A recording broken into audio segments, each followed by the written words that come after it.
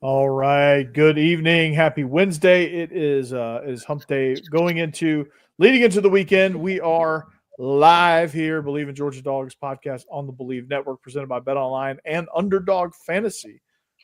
Joining me is my main man, fresh out of the avatar stage and into the real life human stage. Joining me on what used to be a national holiday, which is National Signing Day. It's Israel Troop. What's up, dude? What's up, man? It's always an exciting time on this first Wednesday in February. Congratulations to all the young men and young ladies that signed their national letter of intent, which I don't even think they do that anymore, but signing to go to their respective colleges today. I mean, it's a huge honor. I tweeted this today. A lot of guys and ladies are going to sign later on before the year's over, and don't get discouraged. Your blessing's coming, and you will be celebrated just like those who signed today. Absolutely. And this, like I said, being a former rivals.com employee, this used to be a really big national holiday. Quick story for you on that. This happened, I think it was my first year there. Yeah, my first year. One of our jobs is to, for the not like the smaller, all the G5 programs in Division One, they all had sites, right? Like San Jose State had a rival site. So our job was to take all of the non-Power 5 conferences and enter them into the database. So we'd get their signing list and we'd enter them in the database. Well, there was 4 of us, so we split up the list. We split up each conference 4 ways.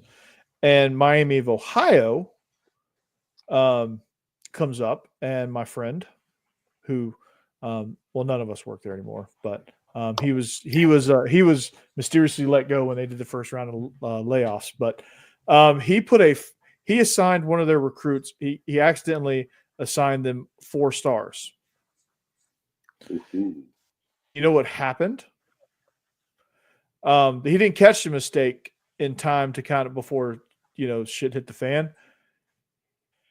They won the Rivals.com recruiting national championship, and Miami of Ohio put out a press release saying that they won the recruiting national championship, and they had a 4-star kid, all because he just clicked too far down on the drop down, because there was a little drop down where you could put in.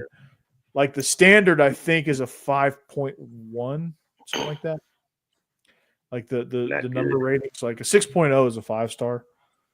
Mm-hmm. Or 6.1 and 6.0 are 5 stars, and like 5.8 to I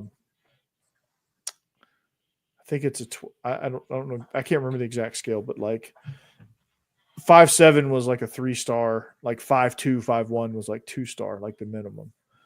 And he put it, I think, 5.9. He's a 4-star. Some kid that signed with the Miami of Ohio. It was truly, we were like, oh, yeah. And needless to say, Miami of Ohio was disappointed. So that's kind of my, and my first year I was, and it's probably because it was my first year, but I was the unlucky one that drew the Hawaii straw. And they're on a totally different time zone. So yeah, you're just now kind of getting going.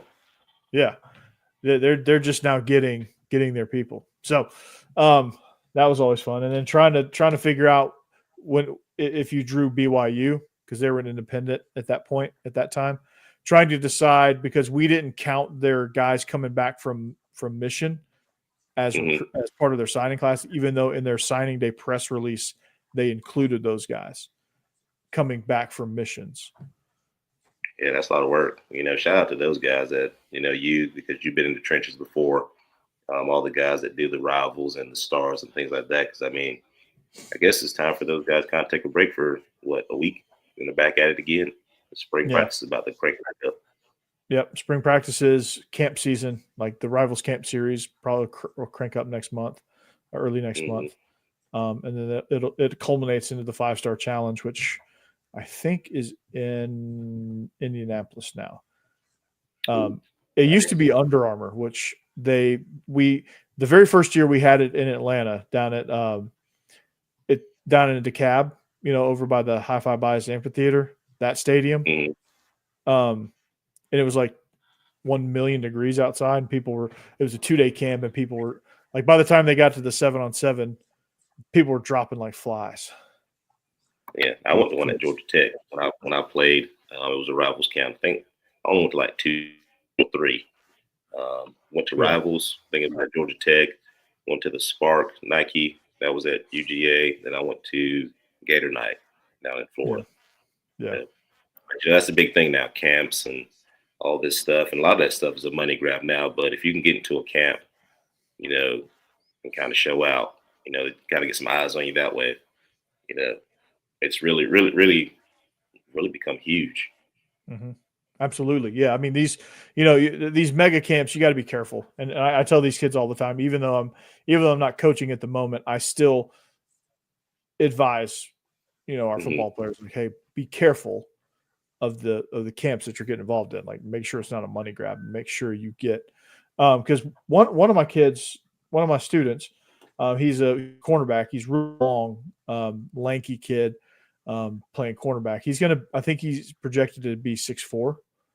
He's like 6'1" right now, and he's a sophomore. I mean, this kid's going to be tall, but he's about this big around too. Like, he's rail thin.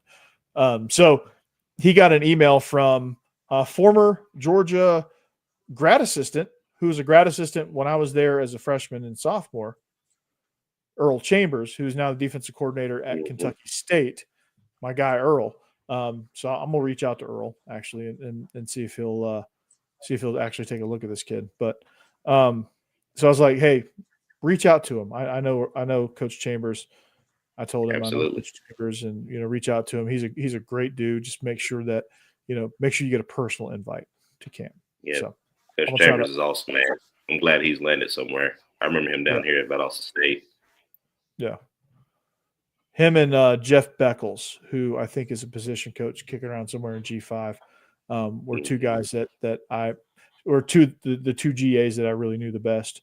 And actually, BMAC was a GA at one point when I was there. Yep. That's how I know BMAC. Now he's kicking in the NFL with the Bucks. Yeah. So, and Todd Hartley was a student assistant when I was there. He actually started in basketball as a student assistant. Mm-hmm.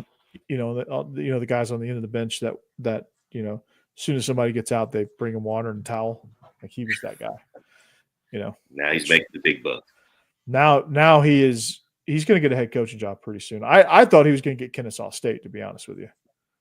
I did too. I thought he was that or Southern Miss. I think were the two that I haven't tapped for. But hey, stay one more year, get this class going. You never know what'll happen after this.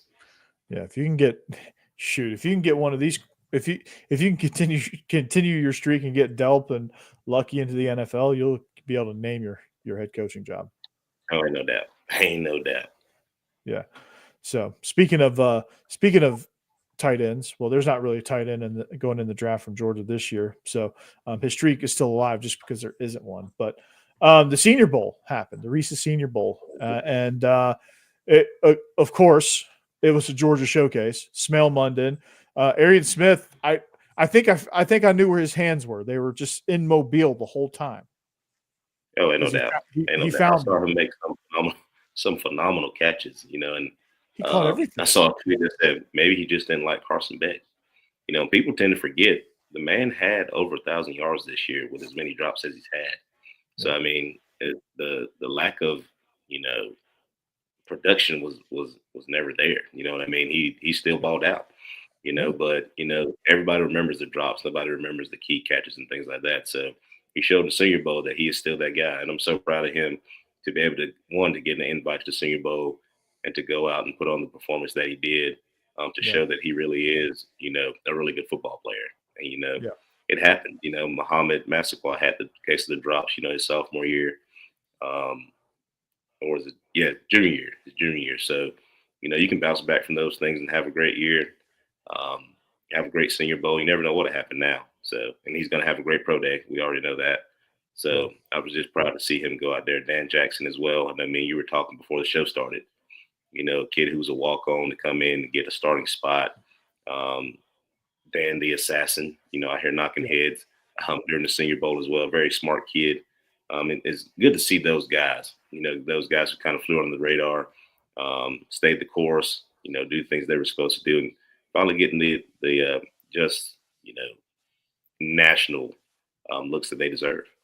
Yeah, no doubt. And Smell Munden as well, somebody who I think had a really, really good Senior Bowl. If he can just stay healthy consistently, I think sky's the limit for him at linebacker. Super athletic kid, great instincts, showed out really well and will show out really well in pro day and in meetings and workouts with teams.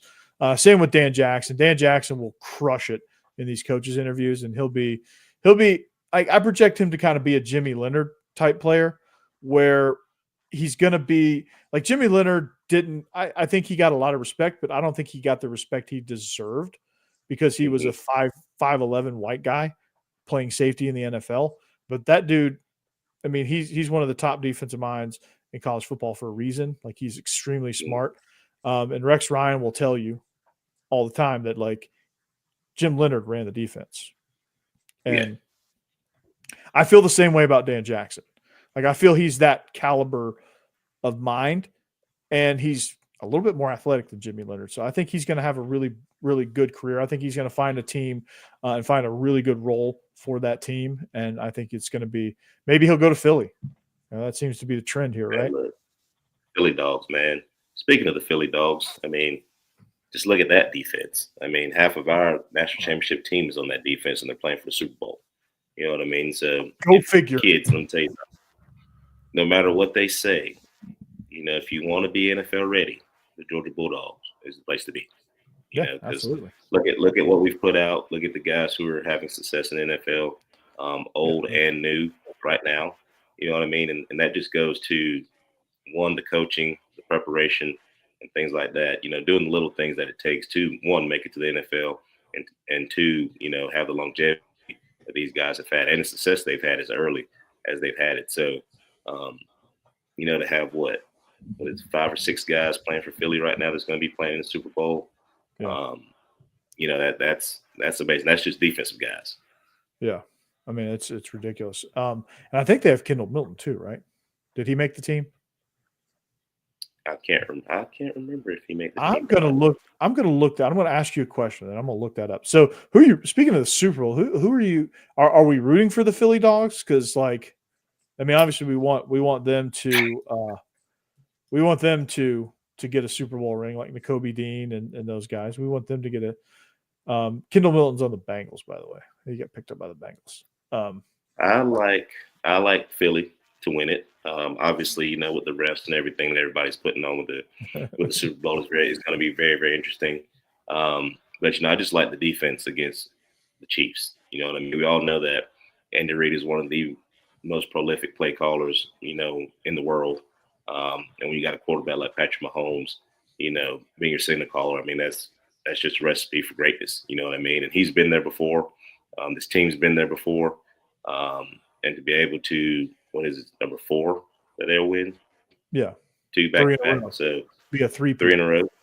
You know what I mean? So, you got that against you as well. But at the same time, I think the defense that Philly has can match up really well against them. I think Jalen Hurts can, one, protect the football, and if they can run the football against the Chiefs front 7, I think that'll be good. But I think it's Spagliola is the defense coordinator for the Chiefs. Spagnuolo, I think.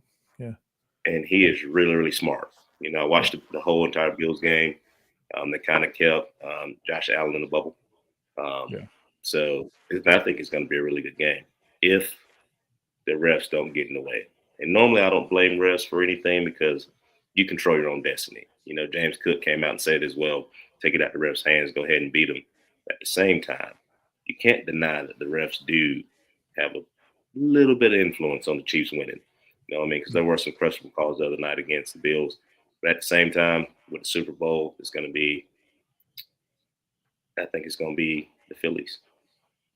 Oh, the Phillies, the Philadelphia Eagles, the fighting cheesesteaks, the Philly Dogs, right? And as much as I'd love for the Philly Dogs to win a world championship, that's the only reason I even halfway like that team is because they have Yeah. all the dogs. But Yeah, and here's me being a Dallas fan, that kind of goes against everything that I probably love. huge. Um, Well, aren't you in free agency, fandom free agency? no, no, no. We got Schottenheimer now, so we've been down this road before. Ooh. So Why does Jerry keep torching you guys? He's making I it don't really know. difficult. I know. I can Look, understand. if we can get some Georgia Bulldogs this year, in Dallas, it made me feel a whole lot better. So Yeah, of course. Schottenheimer, if you're listening, let's get some of the dogs on the team. We may Well, have a couple hit free agency. You never know. Let's get a couple. Shoddy might not want it because like he was here and it was a bad experience. So he might be like, nah, I ain't touching any Georgia Bulldogs. Yeah, I completely forgot he was here until he got the job. Yeah, I really did. I really honestly did. yeah. Well, I mean, it was a forgettable run here. It was like a season, and then they all got fired, and that's when Kirby came in. So, so in a way, thank you, Shoddy, because you brought us Kirby. So anyway, here's my take on it. Right, I think both teams are very, very even. Right, Saquon is obviously the best running back in the league. Jalen Hurts can do his thing. He's a runner. He's a really good passer and a way better passer than people give him credit for. They've got an electric receiver in AJ Brown, good offensive line. Of course, they got the brotherly shove that they're famous for. Defensively, obviously the tops in the league. Like nobody could move the ball. But here's the thing. Here's what gives me pause about Philly. And I think this game in particular is going to come down to coaching. A lot of games in the NFL do come down to coaching, but sometimes like in the games like against Washington, that game was not coaching. That game was Philly just went out and they just beat the brakes off of Washington. It didn't matter. The dude that sits in the front row and yells at you in Thomasville could have coached the team in the NFC Championship. So that's one of those leave no doubt kind of games. Like leave no doubt that we are the best team and we're going to the Super Bowl. That's the kind of game that was. Yeah, absolutely. And so those are the games where coaching doesn't really matter. But in a game like this, where you have Mahomes, you have Kelsey, you have a ton of speed at wide receiver in Xavier Worthy, Hollywood Brown, Rashee Rice. You have a defensive front seven that's as good as anybody in the league. Like I feel like these are the top two collective defenses in the league, and I think Philly has a little bit of an advantage in the secondary. But this game's going to come down to coaching. And who do I trust more as a coach? Do you trust Sirianni, who has collapsed in the second half of several games this season? Or do you trust Andy Reid, who is arguably the best to ever do it? When I say arguably, I mean like he's up there with Belichick in that conversation. I trust Andy Reid. I trust Andy Reid to be able to get this done. Being able to make adjustments, being able to figure out what teams are doing very quickly on the fly. And it's basically just having confidence in your quarterback that, hey, here's the play, if I go make something happen. Yeah. The camaraderie that they have, offensively, is crazy. You know what I mean? With Patrick Mahomes running that deal, being able to, they just get open. I've never seen a team be a man and people just get open like they did against the Bills. It's crazy to me. And that defense is absolutely crazy. You know what I mean? Just being able to bottle teams up and things like that. So I think it's going to be a really good game. I think it's going to be a close game. And at the end, like you said, it's going to come down to coach. It's going to come down to one play at some point in the game that's going to change the momentum. It just depends on who has the ball last, I think, is going to win the football game. Yeah, there's going to be a third and long somewhere about 6 minutes to go in the game.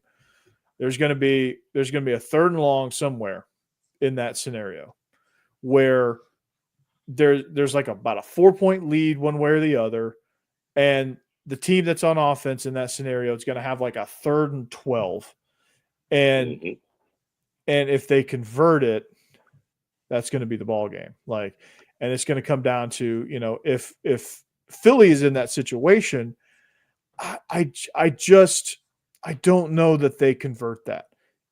If Kansas City is in that scenario, and everyone's going to jump to, of course they'll convert it because the refs will just give them the first down. But in all seriousness, like they're the team that I could see hitting a 6-yard under route to Xavier Worthy, and he takes it for 16 and a first down.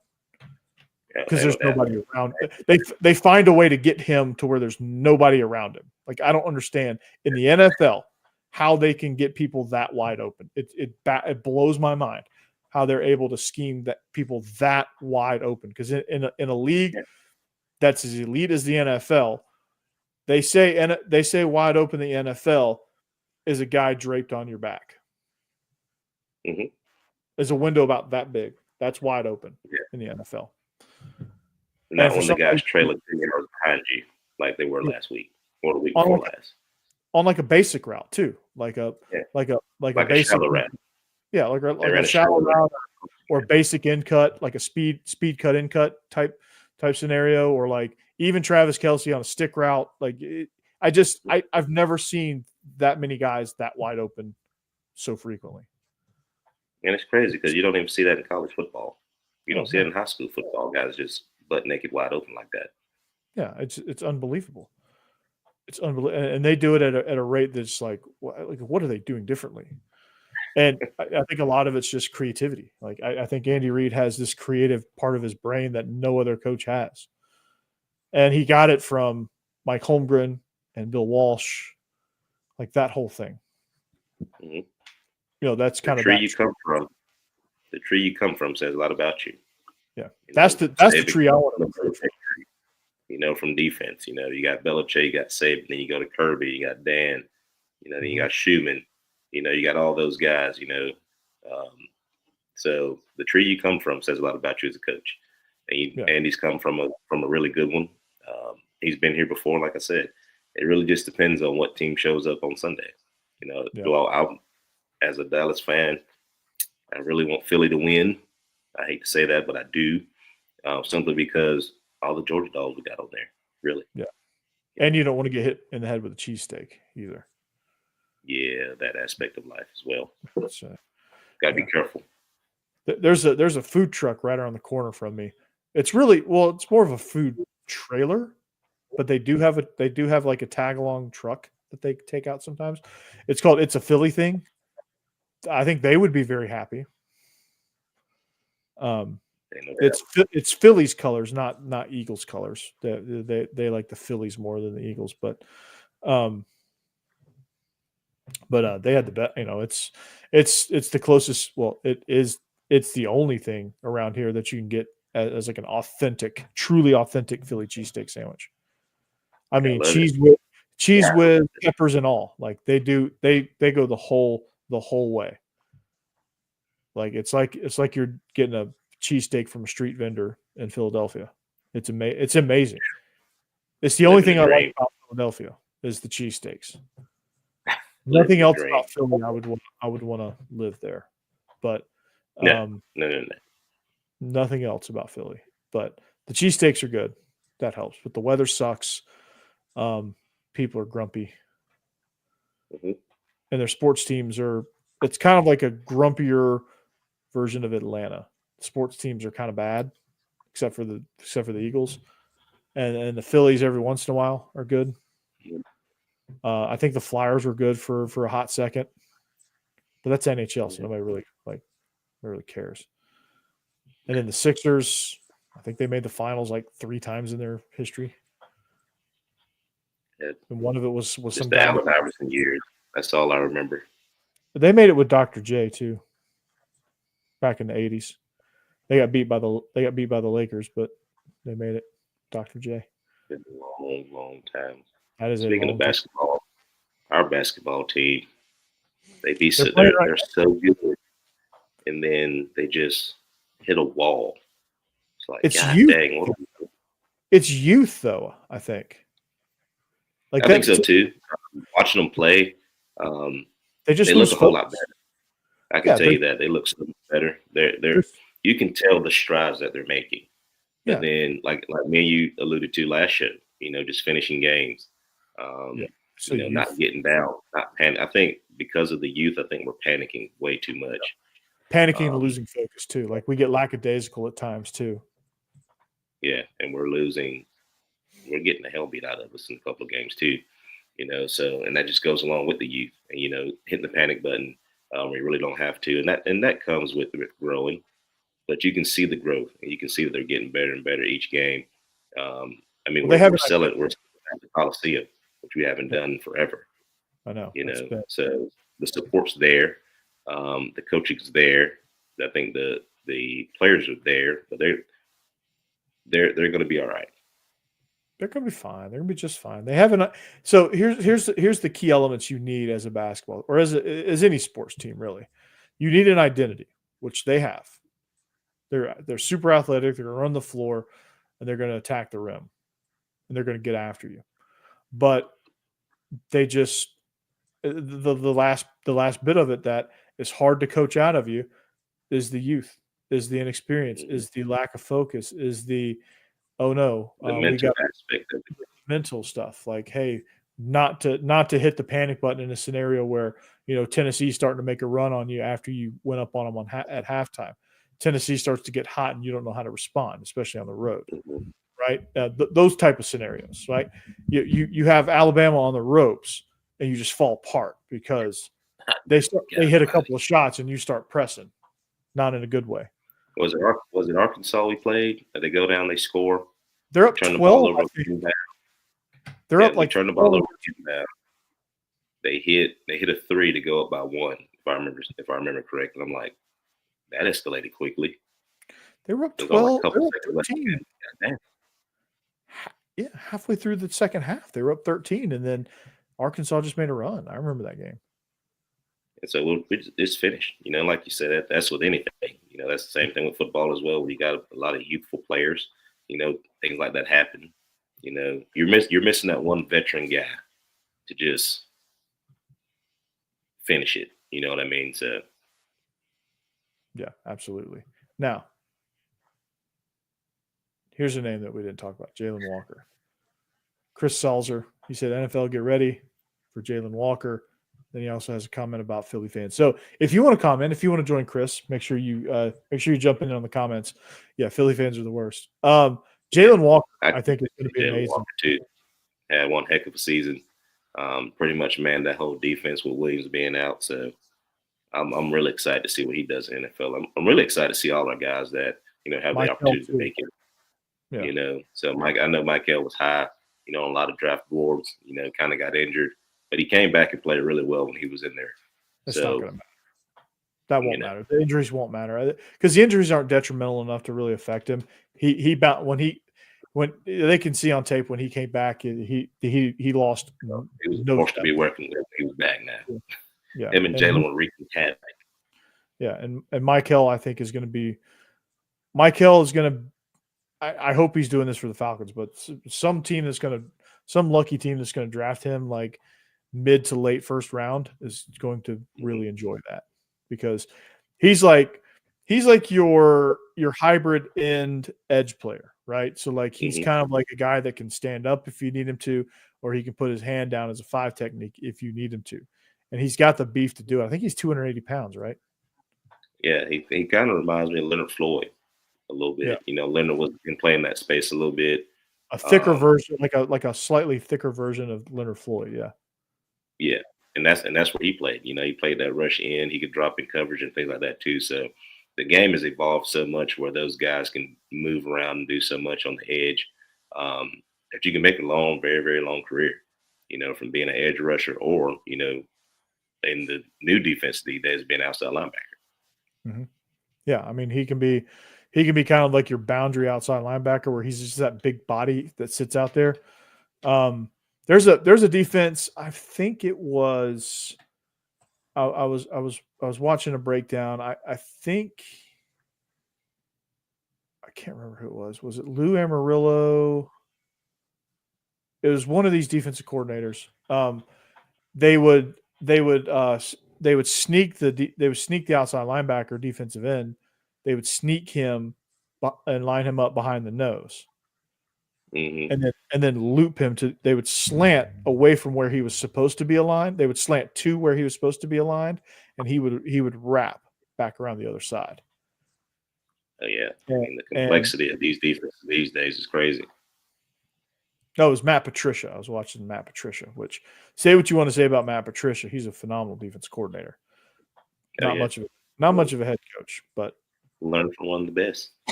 Yeah, I mean, maybe he ends up at UNC. Maybe What do you think about that? watching some. It's having Belichick in college football is going to be crazy. I think did they play Colorado this year? I think they made a big deal about that or something like that. I saw. Having an NFL guy, in the college ranks is crazy, and especially somebody like Bill Belichick going into the college ranks is wild. I'm interested to see how his team is built. Going from dealing with grown men to dealing with college players. I'm interested to see how he does with the NIL stuff, and things like that. Well, one thing he's already influenced is putting natural grass back into the UNC stadium, which is he probably paid for that himself. Yeah, they do not play Colorado this year. They play TCU, Charlotte, Richmond, and UCF, and out of UCF. It was Coach Frost and UCF. That's who I'm thinking about. Yeah, he plays him out of conference. I was about to say Cal, but Cal's it weirds me out that Cal and Stanford are ACC teams. It's so strange to me. It's the Power Four now. Jeez Louise. Yeah, that is so strange. Speaking of which, like the ESPN kind of reworked the ACC's TV deal. And the talk about that is that they're trying to make it difficult enough for them to leave, but easy enough for them to leave for the SEC. Mm-hmm. Because it's all about TV rights, right? Because they own money. So it's basically turned into Fox versus ESPN, Big Ten versus SEC. Like Fox and CBS carry Big 12, Big 10, and then ESPN kind of carries a little bit of Big 12 too. Big 12 is kind of like the weird cousin, but ACC is little brother on ESPN with the SEC, and then the Big 10 carries Fox. And so I'm not gonna lie, I missed SEC being on CBS this year. I really did. Strange. That was real strange. Listen to the guys, call Big 10 games. I'm like, oh, this sounds terrible. Flip it the funniest thing was watching Gary Danielson break down Iowa. Yeah. Listening to him break down Iowa, and what's going through the back of his mind. He's like, God damn, last year I had Georgia, Florida. I had last year I was breaking down Alabama, and now I'm breaking down freaking Iowa. Iowa. Of all teams, Iowa. Yeah. Who I think the Iowa lack of offense disease has seeped into Kentucky. I'm interested to see one, obviously how we do with Ryan and Gunner battling for the starting QB job. I think it's gonna be Ryan. We already know that Frazier's going to be RB1, but I'm interested to see one how we utilize all the tight ends. That's number one because they're pretty much a non-factor last year. Number two, with all the talent we have at wide out this year, how do we utilize those guys? Because one, we have a loaded room right now.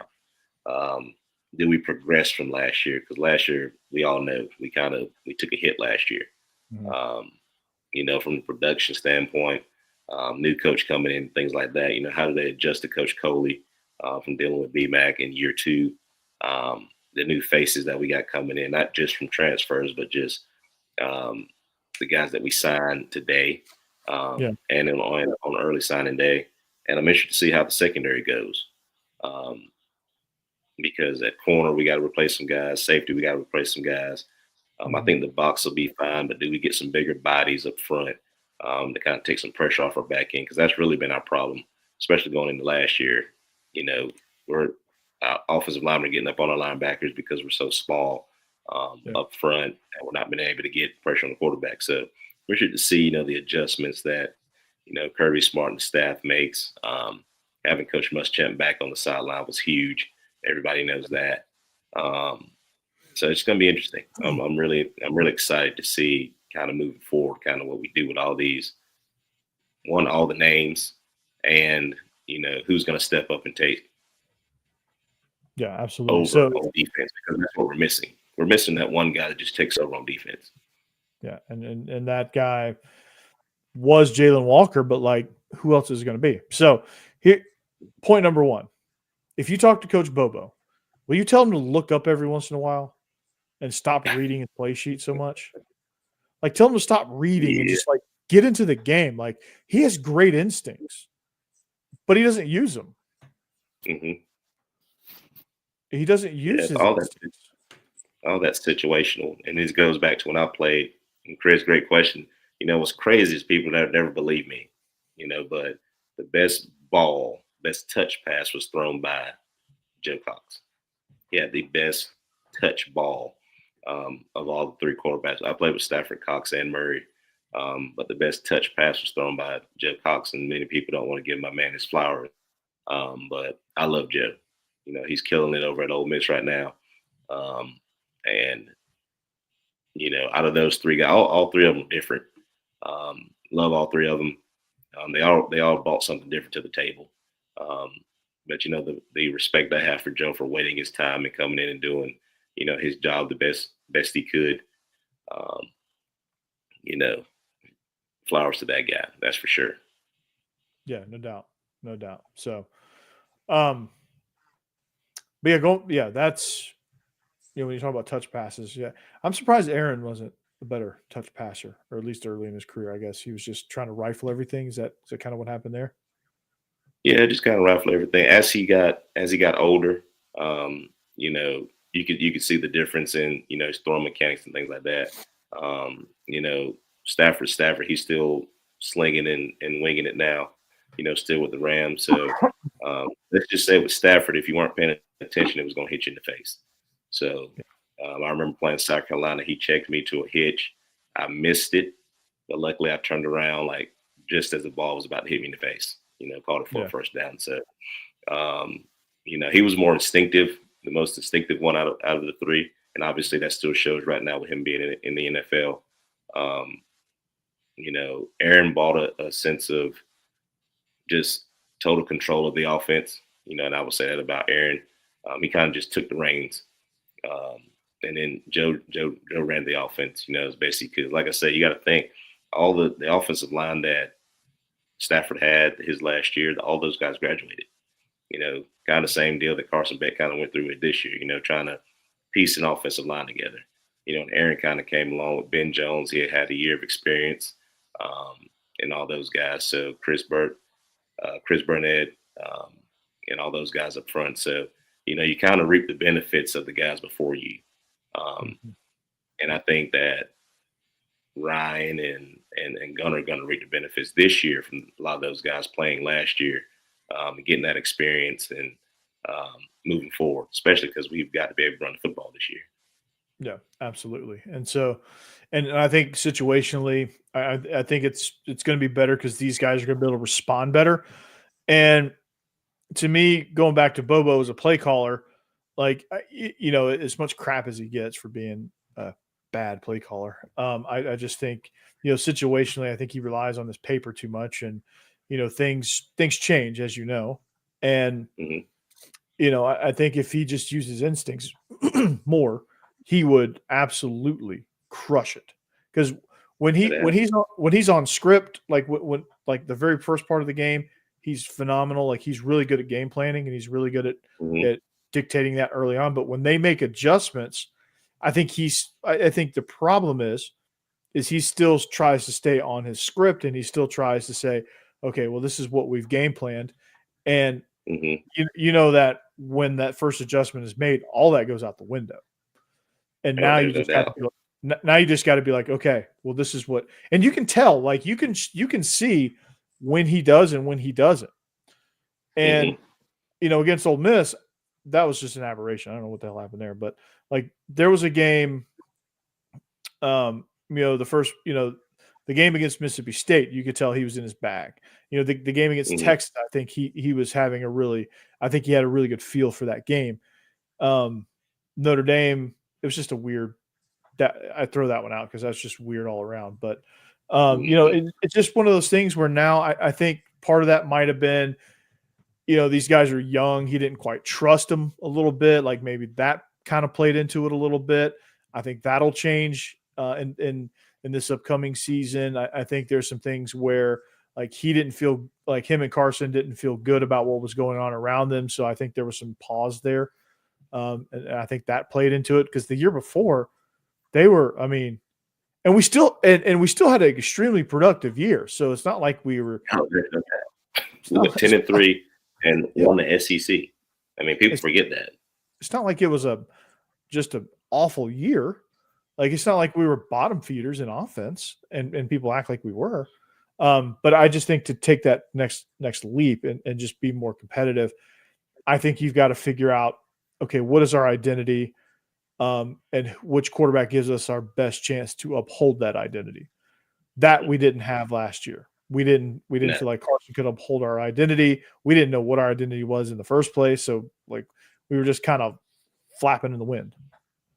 Yeah, that's the biggest thing. And even on my call sheet, I have situational stuff on mine. I know you do too, but I also have on the back of my sheet every play that we've had for the game plan.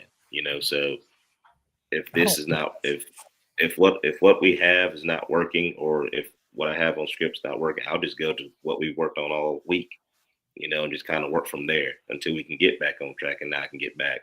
And that's one of those things, like you say, it's feel, it's instinct. You know what I mean? And basically, we have an identity. Like at Thomasville, we have an identity. I know exactly what 5 plays I'm going to run to get me back on track. And then going into last year, there were not 5 plays that I know that Georgia could call and we could have a positive play.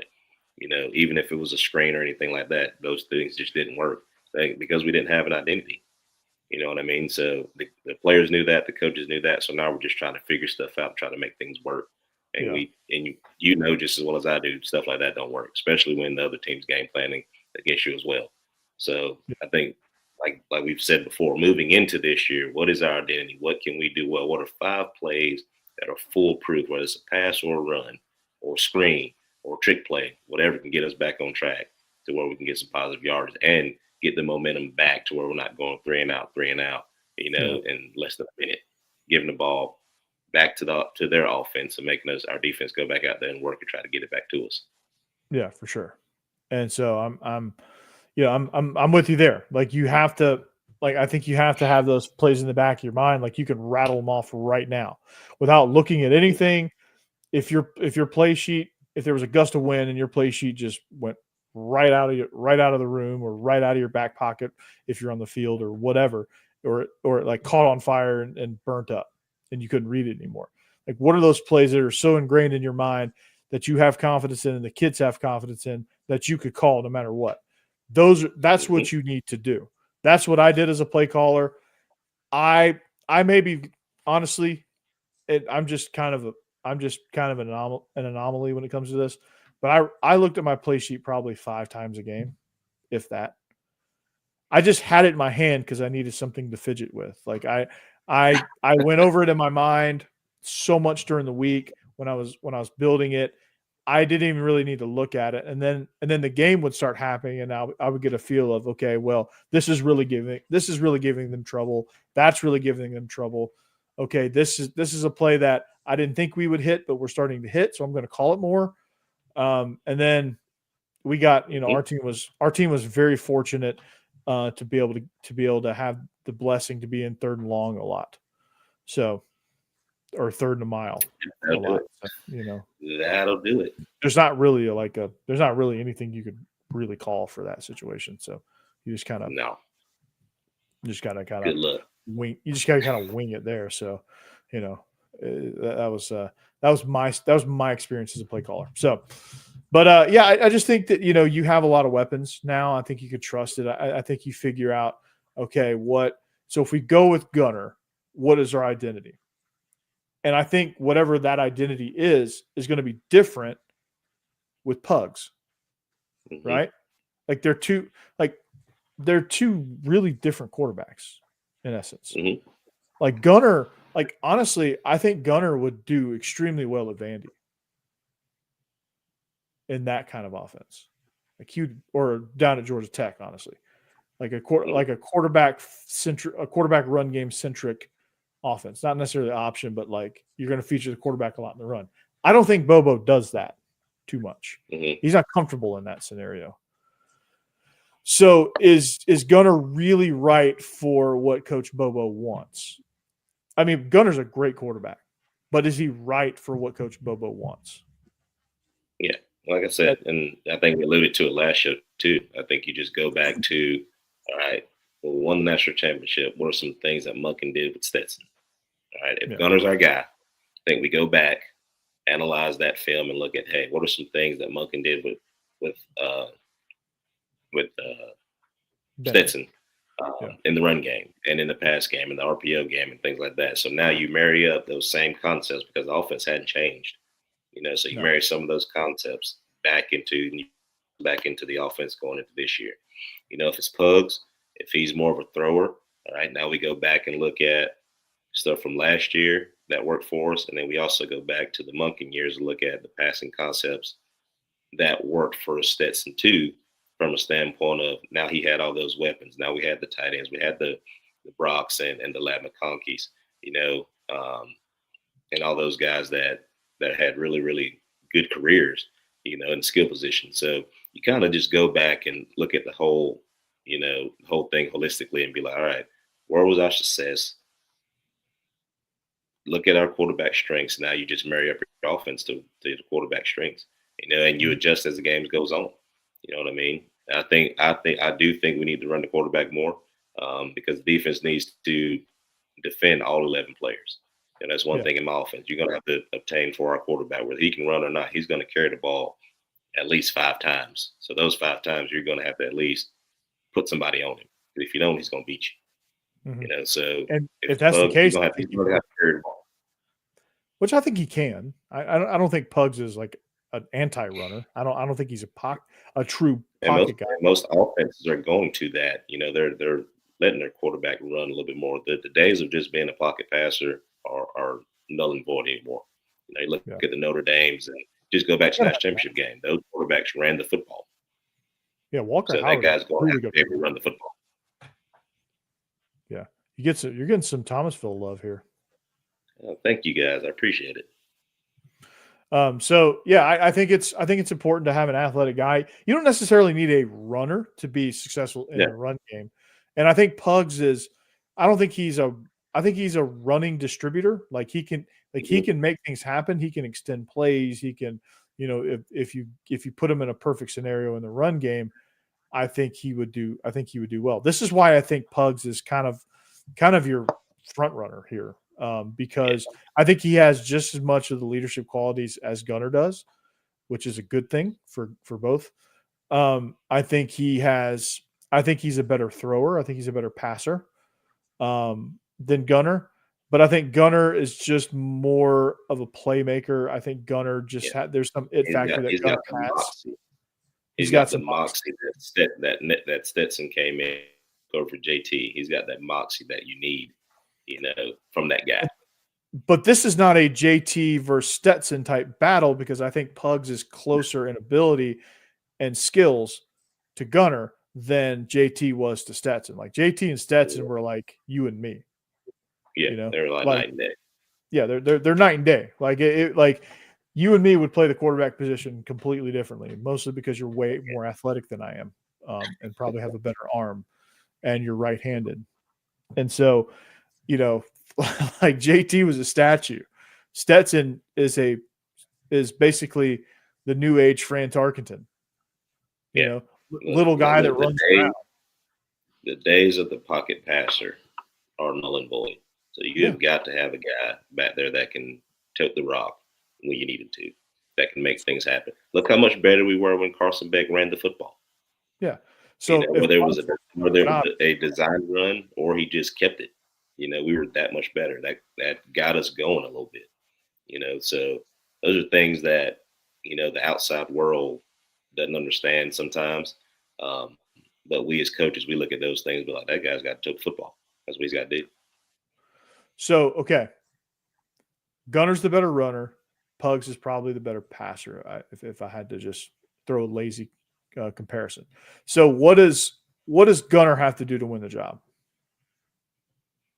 I think he's just got to learn the finesse aspect of the game, the finesse aspect of the offense, to where he's not throwing it 100 miles an hour, working on the touch passes and things like that in order to become a better passer.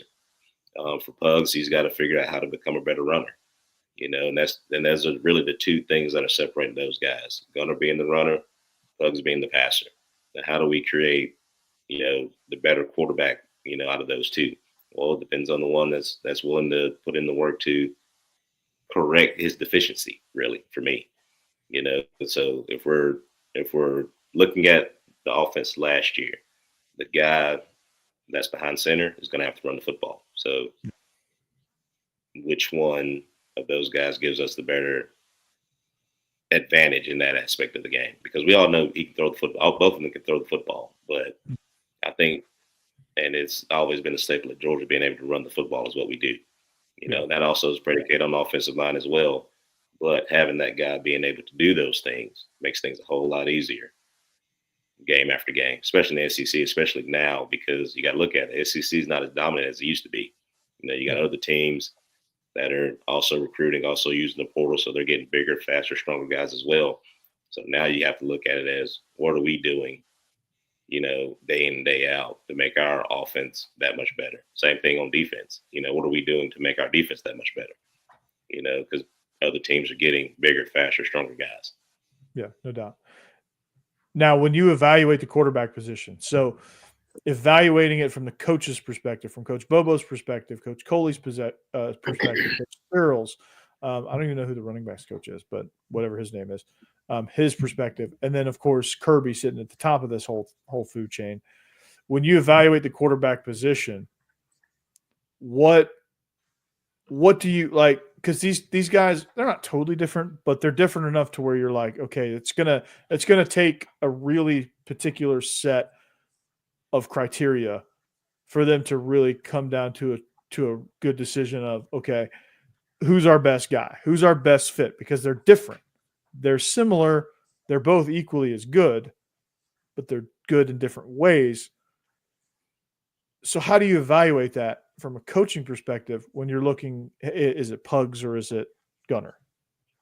Now you just look at who has better command of the offense, which player are the players gravitating to, things like that. Because if you go back and watch last year, with Carson Beck, the team rallied behind him. He had his weapons, of course, but you look at this year, there was a disconnect. All right. Mm-hmm. This coming year, you do not want to disconnect. From the running back position, which one of these guys gives us the best chance to win? You're going to put that guy in. It's the same thing for each position. So which one of these guys, if they're even, which one of these guys gives us the better chance to win with the team on his back? I think that's how you separate the two at the end of the day. And shout out to my man Josh Crawford, he's the running backs coach. Josh Crawford, that's right. Okay. And so when you're setting that, I guess you got to take it a step further and say, okay, what do we want to do? Like, well, when you say, and that's the number one issue. What do we want this offense to look like this year? Yeah, and if you make that determination in our playbook, all right, that the better quarterback can run these 5 plays. Yeah, and it's universal stuff. Like, okay, we're gonna have a basic run concept. Which quarterback can run that? Because we know Gunner can run everything else, and we know Pugs can throw everything else, really. So you got to figure out. I guess you're going to have to kind of cut down and say, okay, these are our gotta have it's. Yes. Which quarterback in the gotta have it's can operate in those gotta have it's? Who can elicit the response from the team in the gotta have it's? Who has poise in those gotta have it's? And who performs the best with those gotta have it's in certain situations? 2-minute, 4-minute, goal to go, gotta have it type situation. So to me, it's going to be, all right, well, who gives us the best chance there? Then you get the benefit of the doubt. Then that's kind of going to determine, okay, well, we've got this set and this set. Like if Pugs wins, we'll rip out these chapters and use them. if Gunner wins, we'll rip out these chapters and add them to our core stuff. So define your core principles, define your core identity, and then you build around whoever does the best with that. And to me, that's your quarterback one. Ain't no doubt. There it is right there. You just put it all in a nice little box, put a nice little pretty bow on it, put it in the mail. There it is. Yeah, for me. What do you think about this? And this. To each his own. I think Rashada had a really good chance of, competing for the job this year too, had he decided to stay. But to each his own. Do I think he's a very talented guy? Obviously. I just hope the decision that he made is a decision that he decided to do on his own. But with everything that's going on, especially like the portal and recruiting and things like that, if you feel like you're the odd man out, you have to do what's best for you. I personally never had to go through it, obviously, because I came up, back in the good old days. But in this day and age, the game has changed and it's evolved so much to where, you just got to do what's best for you. And if that's what he feels like he needs to do, hey man, more power to him. And I obviously wish Jaden a lot of continued success. To be honest with you, I don't know that this is the best choice, though. I don't know what his choices were to sign, but I do think you need to play competitive football somewhere and show that you can actually function within an offense. To me, I think this has a lot of red flags to it if you're thinking NFL, right? Because you leave Florida the way you left Florida, then you leave Arizona State in the manner in which you left Arizona State. Now you leave Georgia in that same way, and now you're not going to sign with anybody. Like it just seems a little bit toxic to me with Jaden Rashada. Now, obviously, he's going to do what's best for him, and I think he's got the talent. There's no doubt about that. He's got the talent. We all know it. But is the other things with this situation and what he's chosen to do, does that raise red flags though? I think it does, because like you said, I think you do need to play competitive football moving forward, because 7-on-7s and things like that does not prepare you for the Jalen Carters and all those guys running at you and hitting you in the face. So but like I said, at the end of the day, you got to do what's best for you. If you feel like this is the avenue that you need to take, by all means, take it. But you do know that NFL teams are going to do their due diligence at the same time. They're going to ask you, why did you choose this route? Things like that. When you decide to move on to that next level, you better have an answer. So they're going to want, and they're going to want to know. They're going to know, are you willing to compete and things like that. So I listen to Cam Newton and stuff all the time, and the question was brought up. Could or would he have signed with the Kansas City Chiefs to be a backup? Cam was like, no. Just because he's used to being in that fire, he's used to being the guy. And I respect him for that. So this may be a situation like that. He's used to being the guy. He's never been anywhere long enough. He's never been anywhere long enough to be the guy. Exactly. So, if this is the route that he chooses to take, hey, more power to be. Every path is different. Yeah. Cam Ward, it's slightly different. I don't know that he had same choices that Cam Ward had, but like Cam Ward, he had 3 transfers also. Like he transferred 3 times, not in the same manner that Jaden Rashada did, but Cam Ward went from Incarnate Word to Washington State to Miami. Balled out, probably likely going to be top 2 selection in the NFL draft. Like, I think to me, the better decision would have been take that chance, go play competitively, go show that, hey, I'm going to put some things on film, because honestly, where I play really doesn't matter. No. It's about how I play. They don't care if they really, this reeks of Malik Henry to me. It doesn't matter if you go to Toledo.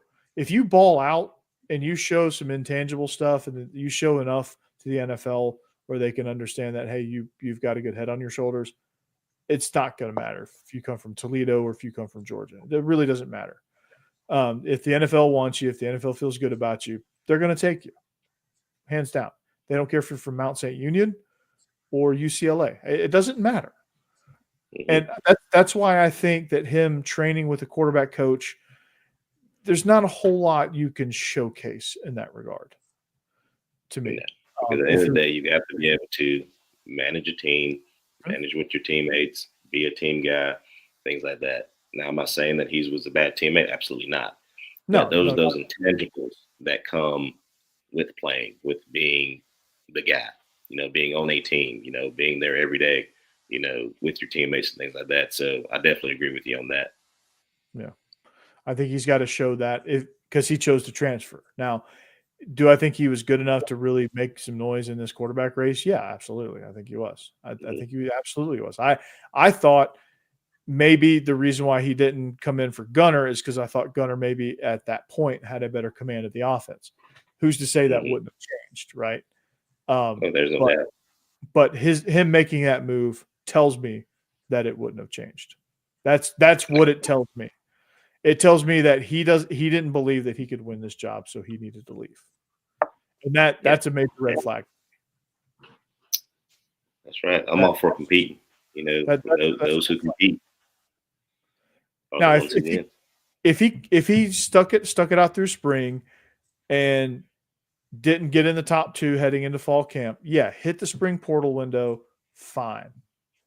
I understand that. That's a totally different ball game there.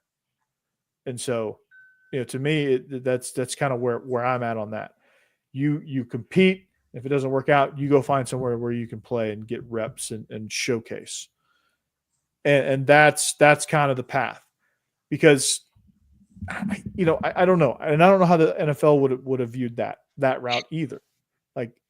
But I think it would have been a better chance. I think it would have been, I think he would have been helping himself more, because you can train with a quarterback coach anytime. Yeah, you can do that. The NFL is all about competing.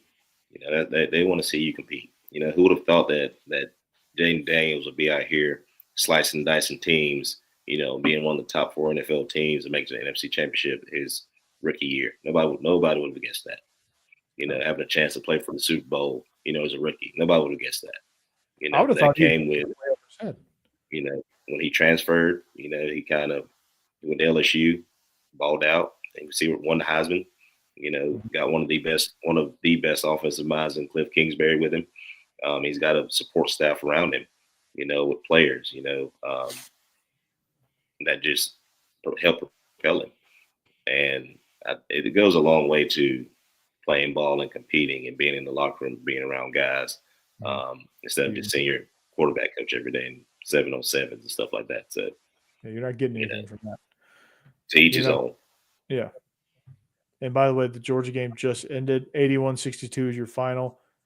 They, outside of a couple of runs where they were taking horrible shots, they dominated this game. I mean, they just had all the confidence in the world. But yeah, so did we win? Yeah, 81-62. Yes.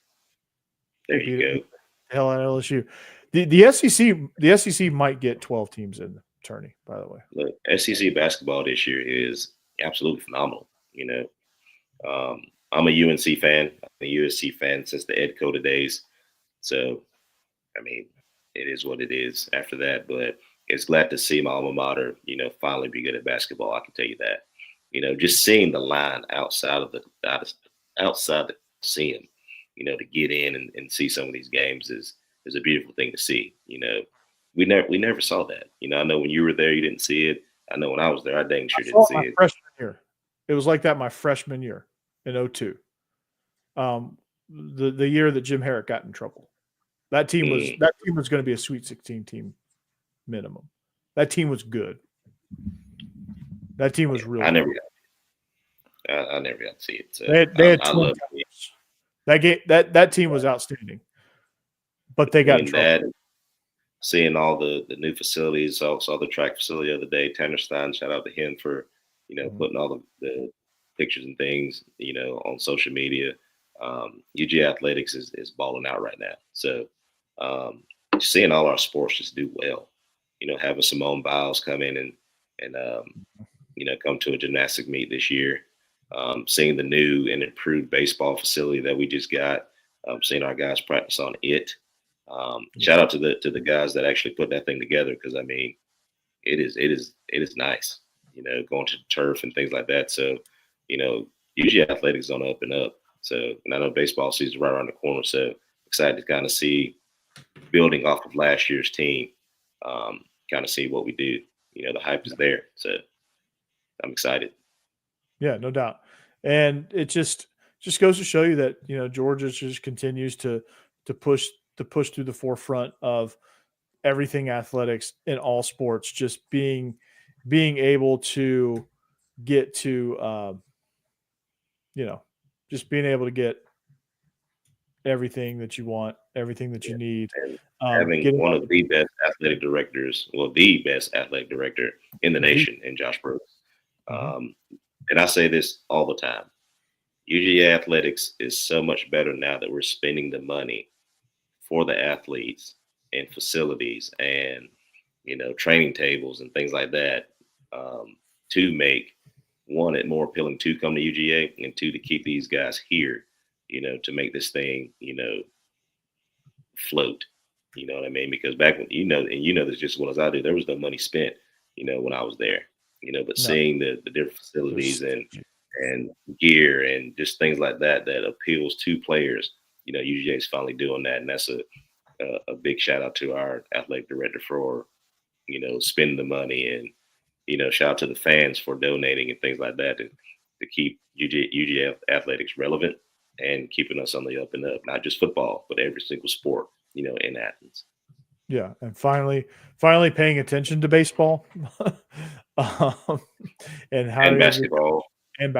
Finally finding the right guy, and when everyone in the world, when everyone thought Mike White wasn't the right hire, and even though they're not one of the top teams in the SEC, they're getting there, and you can tell it's the right hire. You just, this program was just so far in the gutter, that, I mean, it's going to take a lot to get back out. And so, that was, and it was in the gutter when Tom Crean took over, but he wasn't good enough to lift us even. He just dug the hole deeper, but the hole was already pretty deep. And then, it just went back to, this thing except for like 2 years, except for 2 seasons, under Mark Fox, this program, when Jim Herrick got in trouble, this program really went into the tank. And outside of that, the entire history of UGA basketball can be defined with one guy, Dominique Wilkins. So, like, you're fighting that.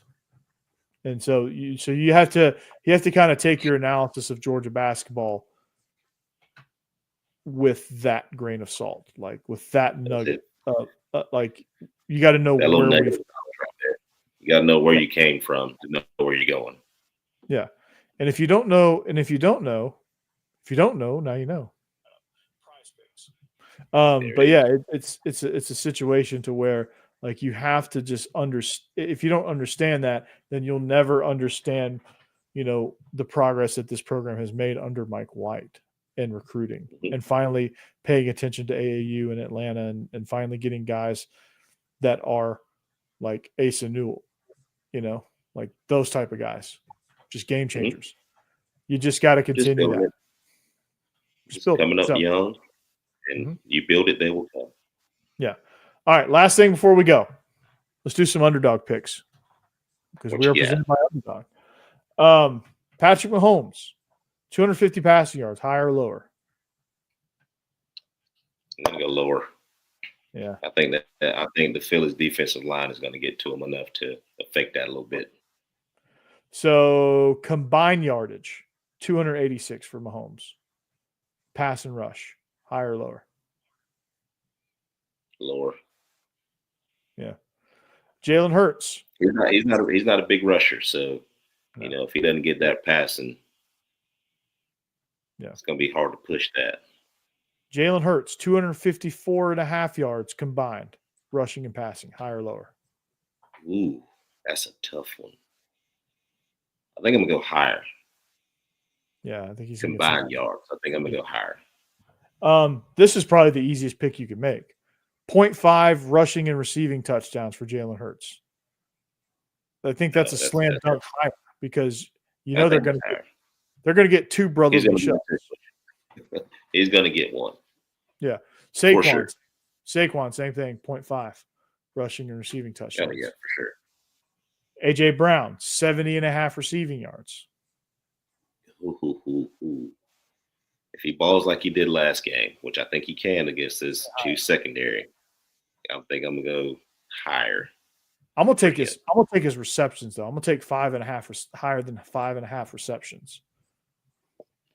I'm taking lower on that one. So you think he's gonna get low catches? Run the ball. I'm taking the higher yards. I think he can get open a lot more, but I think he'll have less catches. I think Philly can run the football against the Chiefs. So you think Saquon's going to go higher or lower than 115? Rushing I think yards. he's going higher than that. I'm looking at him between 120, 125-ish, something like that. 130 maybe. I'm going lower on Travis Kelce, 6.5 receptions. I think he's going to have about 4 or 5 catches. Well, they're not even using him like they usually do, so I'm definitely going lower in that one. Now, what about here's the one. Xavier Worthy, 66.5 rushing and receiving. Higher. They're going to get him the football. Yeah. He's their X factor. Here's what's hilarious. They have defensive props too. I took one of these and it was the only one I missed. And I would have had a perfect run.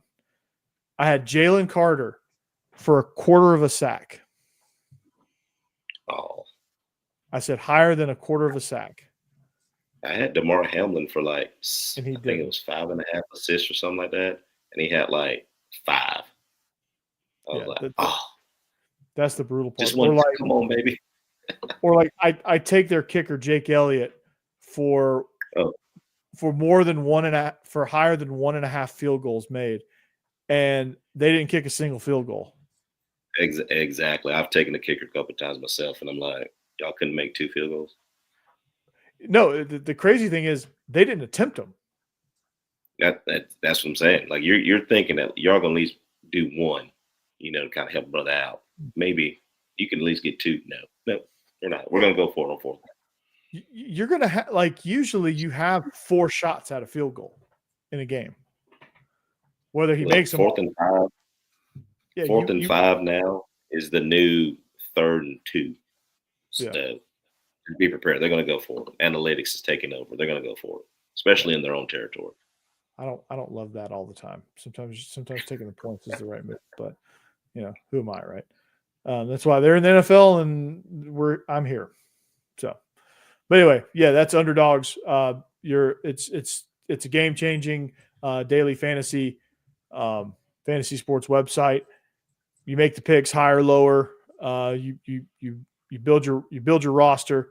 You add some picks, and they do all sports. It's a lot of fun, and they have a lot of great promos where they give you freebies or boosts or things like that on your. And if you haven't been on it, they have the ones that obviously on the app that you see when you first log into the app. But if you click the actual player, they have different props too. If you guys have noticed that, I have different props under those players as well. Because with the NBA,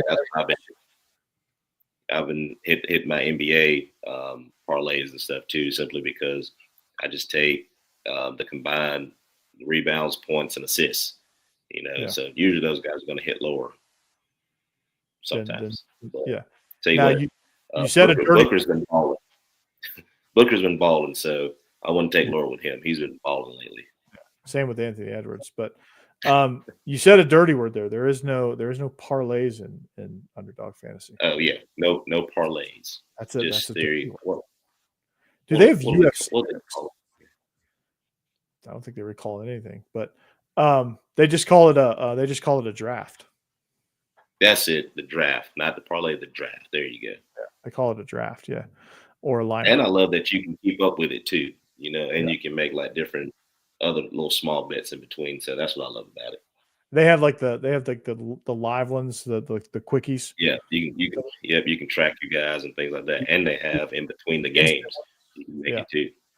Yeah, like I did a few instant ones that, you throw $1 here on like, hey, what's going to be the result of this drive? That kind of. I love that. Love it. They have. I love the interaction. Yeah, it's really good. Really good website. They have UFC stuff like Sean Strickland. Does he have higher than a half a knockout? Yeah, and the PGA Tour. I love the PGA ones too. Yeah, Spieth. That time of the year. Does he shoot over, under, or higher or lower than 69? He's shooting higher than that. He's been struggling.